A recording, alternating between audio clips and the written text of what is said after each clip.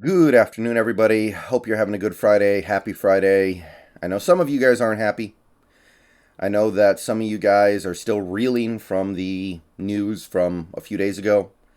I know some of you guys are still hurting, and I get it, but I think you guys know that's not really me. I don't get super attached to players. I don't put any player above the team, especially players who have been here a long time and had a lot of success and are probably past their best days. So that's not me. Understand that. But that being said, even though that's how I feel about the being a fan of a team, even though I fully support the decisions or one of the decisions that the organization made a few days ago, this still bothers me. This does not sit well with me for a few different reasons. Not only is this disrespectful, but it's pointless. I'm pretty sure it's pointless. So, earlier this morning, Bobby Wagner tweeted this out, and basically what he's saying is the team did not tell him to his face or even to his phone or whatever. They didn't inform him that he was going to be released until after he had already learned it elsewhere. So the tweet is, crazy part about all this, I played there for 10 years and I didn't even hear it from them that I wasn't coming back. So he's implying that he learned that he was going to be released from social media, that he learned from maybe the internet, wherever, it doesn't matter. The point is he didn't hear it from Pete, didn't hear it from John, didn't hear it from Jody Allen.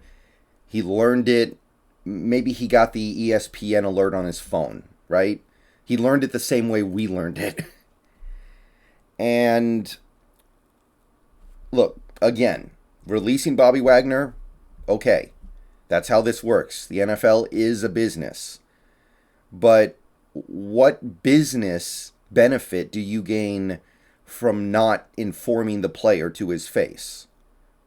I don't understand this, and this is important. This is starting to become serious. I mean, it's already serious, honestly, because we all know Bobby Wagner's not the first player to leave the Seahawks and then start airing grievances of some kind. And I'm not just talking about Greg Olsen. Like, Greg Olsen, he runs his mouth about Carroll constantly these days, but I'm not even talking about a guy like that who didn't do anything here. Guys like Richard Sherman and Earl Thomas, they have their problems with Carroll when they leave. And some of that is on the players, but not all of it can be on the players. This keeps happening. And I'm trying to figure out what the benefit is because I can easily see the problem with it, right? So I'm I'm just trying to figure out if you guys think you know what the benefit is of not telling a player to his face that he's getting released before you release him, then tell me in the comments because I don't understand what it is except for it saves you 2 minutes of awkwardness when you tell them to their face, which I'm sorry that's not good enough, not even close to being good enough. These guys, Pete, John, these guys are making millions of dollars a year. You can deal with a few minutes of awkwardness, especially for Bobby Wagner. So yeah, you guys know I don't get wrapped up in emotion over losing players, but this is disrespectful, and this is not just anybody. This is Bobby Wagner, maybe the greatest player that Pete Carroll has gotten to coach since he got here. On some level, he might be the greatest player in Seahawks history. Six first team All Pros, two second team All Pros. What other Seahawk in history can match that? It's hard to imagine that any Seahawk is ever going to be able to make six first team All Pros, unless we get like a dominant punter or kicker, right?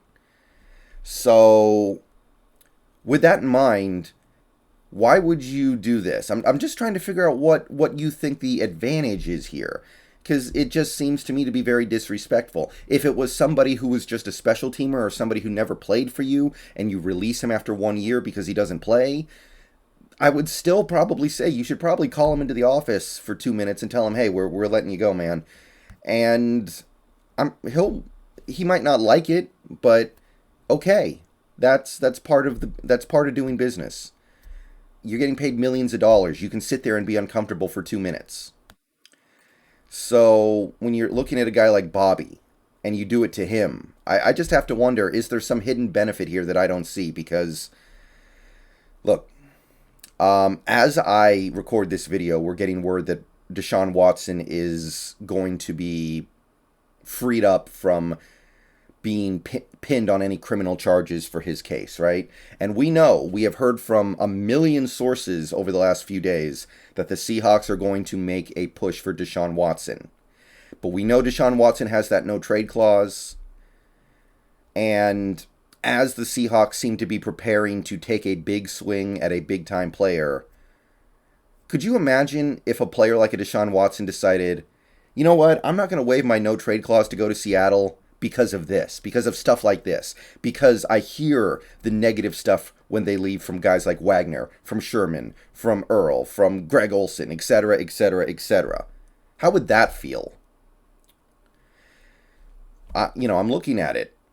When was the last time the Seahawks signed a big-time free agent? You got to go all the way back to at least the 2013 offseason. At least.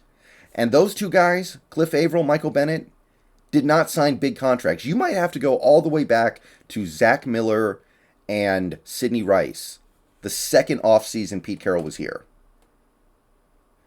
So, I'm looking at it. It's been arguably more than a decade since the Seahawks have signed a big-time free agent from another team. There are a lot of reasons why that might be. Some of it is because you felt like you didn't need to get the big-time free agents, which is laughable because you can't draft, but maybe you felt like you didn't need them. Okay. Maybe you just weren't willing to pay the premium costs that are associated with those players. That's almost certainly true with what we know about this team. Maybe you just couldn't quite make it work out, and it's just a coincidence that you string offseason after offseason after offseason together with no big signings. Okay, a lot of different reasons, but isn't part of the reason, potentially, that players just don't want to come here because they see stuff like this? Yeah, maybe they don't want to come here because it rains a lot and they don't like the weather, but you can't tell me that would prevent a player from wanting to come to Seattle if the money was right and the opportunity was right. So, I'm looking at some of the off seasons we've had recently. I'm looking at some of the decisions the team has made lately, and there's a lot that goes into it, but you can't tell me that there isn't some part of this that comes down to players don't want to come play for Pete and John because so many players have horror stories once they get out of the facilities. And again, no problems with letting Bobby Wagner go. No problem with letting KJ Wright walk in free agency. No problem with deciding, okay, it's time to move on from guys like Richard Sherman and Earl Thomas because we're trying to get younger, get cheaper. Okay, that's part of doing business. But over and over and over again, we see these players leave Seattle and then air their grievances like it's Festivus. So I just have to wonder, as we have decided to go into the first phase of what potentially may be a rebuild or a reload, but really either way, whichever way you decide to go with this, you decide to do that with the regime that you've had for the last decade. And I just have to wonder, do people want to be a part of this? Do players actually want to come to Seattle? So, yeah, letting Bobby Wagner go doesn't bother me. This bothers me. This is one of the best players that you've ever had and will ever have. In terms of achievement, he may be the greatest player in Seahawks history. I just don't understand what you think you're getting out of it. All right, see you guys later. Go Hawks. Let me know what you think. If you know the benefit to this, let me know, because I don't. See ya.